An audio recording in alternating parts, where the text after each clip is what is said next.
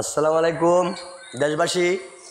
আজকের ভিডিওটা আমার একটু গুরুত্বপূর্ণ, আপনারা দেখবেন এবং শুনবেন। কারণ আমাদের সুনামগঞ্জ জেলা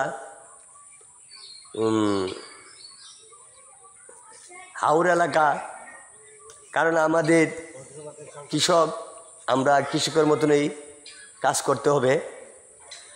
আর কৃষক বলতে না, সবার জন্য এই ভিডিওটা। কারণ আমাদের সুনামগঞ্জ জেলায় যে বৃষ্টি পরিমাণ হয়, সেই পরিমাণ কিন্তু বজ্রপাত হয় বা ঠাডা পড়ে। কারণ আপনাদের দেশের সামনে আমি আসলাম ভিডিওটা নিয়ে। আপনারা একটু সতর্ক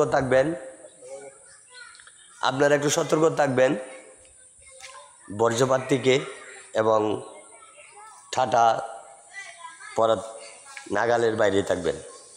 যেরকম এই যে পরিমাণ ঠাডা হয়, এই পরিমাণ বৃষ্টি হয়, এই পরিমাণ মানুষ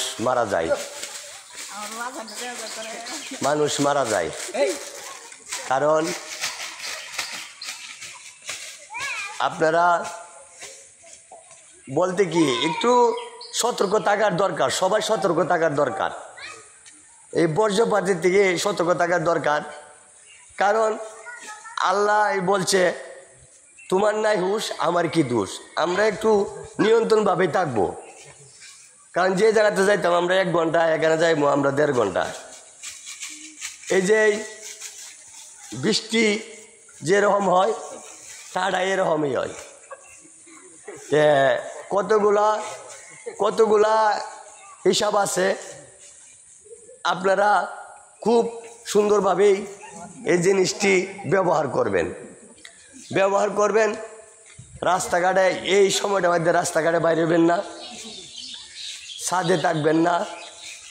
15-20 জন মানুষ একখানো থাকবেন না।